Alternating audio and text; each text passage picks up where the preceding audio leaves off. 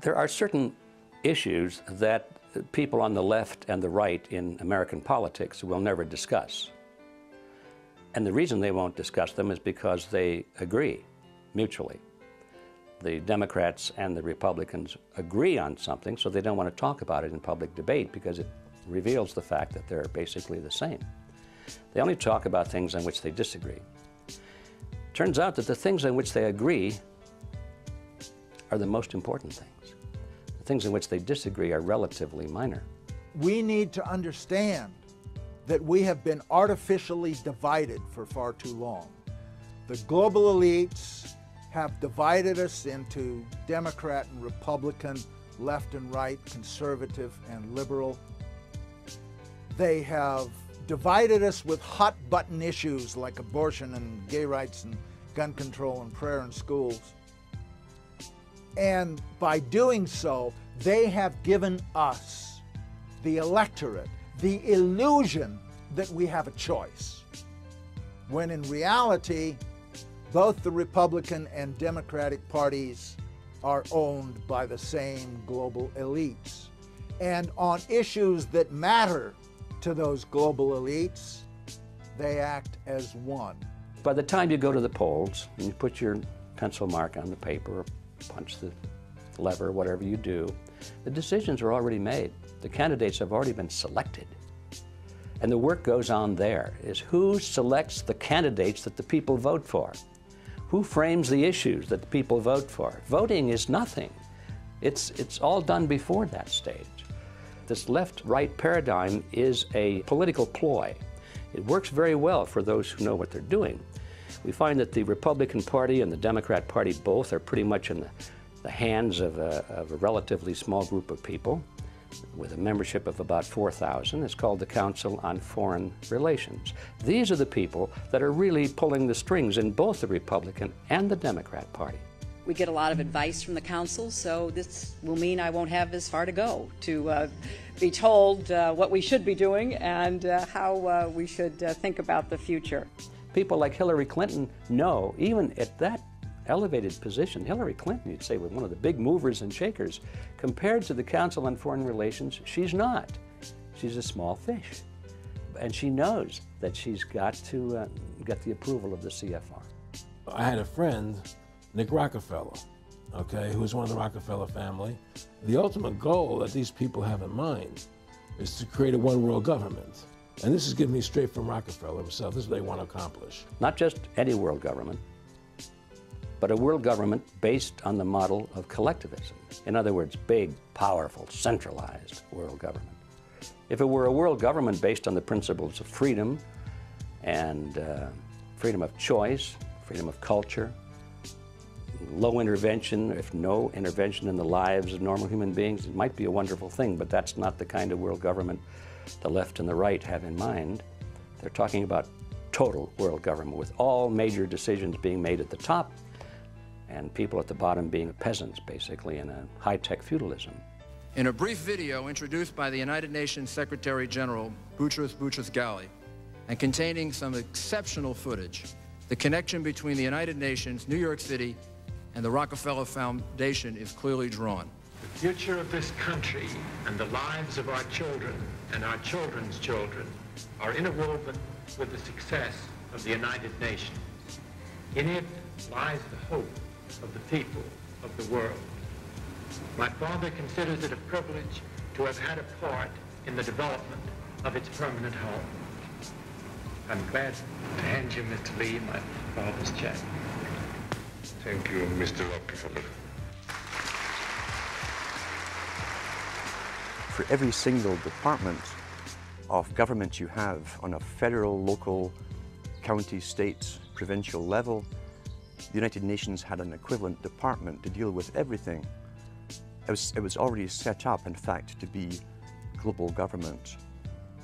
H.G. Wells said at the League of Nations, which was the embryo for the United Nations, he said, this is the nucleus of the world governments, when eventually all laws will come from there, be passed and signed into law by treaty of all the member countries. Eventually, we won't even have to go through the farce, and that's what it is, of voting in parties or candidates, because in the latter part of the 20th century and now into the 21st century, we're being trained, rather obviously, to simply accept rule by experts, rule by scientists, rule by professionals, and that's what they mean when they call governance. 2009 is also the first year of global governance, with the establishment of the G20 in the middle of the financial crisis. The climate conference in Copenhagen is another step towards the global management of our planet. By order of the City of Pittsburgh, I hereby declare this to be an unlawful assembly. If people would just engage a few more brain cells, open the eyes and look, they will see the scale of fascism, no other word for it, that we are being subjected to today. I remember we had an FBI consultant on the picture telling me that they can use your ADT security box microphone to get your stuff that's going on in your house, or OnStar, they could shut your car down. And he told me that 1 in 5 phone calls that you make are recorded and logged. And I laughed at him, and then he played back a phone conversation I'd had 2 years prior to joining the picture, the FBI consultant. And it was like one of those phone calls, it was like, you know, what are you wearing type of things. Really? Yeah, so it was mad weird. Wait, so you mean they had a record of you from 2 years prior to me joining the picture. Even being associated with the movie? With the movie. Well, that seems creepy. It's extremely creepy. Tim, is there any way, now obviously it was a voicemail, they could try to get the phone companies to give that up at this point, but if it's not a voicemail, it's just a conversation. There's no way they actually can find out what happened, right? Unless she tells them. No, there is a way. We certainly have ways in national security investigations to find out exactly what was said in that conversation. It's not necessarily something that the FBI is going to want to present in court, but it may help lead the investigation and/or lead the questioning of her. So somewhere it's being digitized, or they can actually get that, because people were saying, look, that wouldn't be possible. It's pretty incredible what you're saying. No, welcome to America. All of that stuff is being captured as we speak, whether we know it or like it or not. Note to self, as Deb Farrick just said here, yeah. First up tonight in the news, yes, the re-education camps do apply to American citizens. I understand this is shocking, but the time for denial is over. Yesterday, of course, we covered the leaked U.S. Army document that outlines the plan for re-education camps in America. I can't believe it either, but yes, they do use the word re-education, and they repeatedly refer to operations inside U.S. territory. Paul Watson has highlighted all the quotes about how the psychological operations officers are going to be brainwashing people in the camps, determining who needs to be indoctrinated, and on, all part of this Department of Defense document for internment and resettlement specialists. So it refers to in the document DCs, that's displaced citizens or civilian internees. It talks about things like implementing policies, quote, within U.S. territory. What we have here is the camps we've been sold under the guise of the war on terror now being legitimized for use with American citizens as they pass the National Defense Authorization Act, authorizing the indefinite detention of even American citizens without any due process. This is a slippery slide into tyranny, and these detainment camps are, of course, the end of the road for anything we can consider to be freedom. It's based on North Korean models, Soviet Gulag models, Nazi concentration camp models, and more, and they're really looking to bring it here. I have 2 words for you: predator drones. You will never see it coming. All collectivist systems eventually deteriorate into a police state, because it's the only way you can hold it together. My friendship with Nick Rockefeller was one where we expressed ideas to each other and thoughts and philosophies, and he wanted me to become part of what they were doing, and for me to become a member of the CFR. And I used to say to him, what's the point of all this? You have all the money in the world you need, you have all the power you need, what's the point? You know, what's the end goal? And he said the end goal is to get everybody chipped, to control the whole society, to have the elite people controlling the world. They talked about Pat running for president, and if he did that, I would be very supportive. But he'd have to shake a label that gets assigned to people like Pat who run for the presidency, and that is that he's a tool of the rich. I personally like that very much. My father told me that's the way the system is meant to work.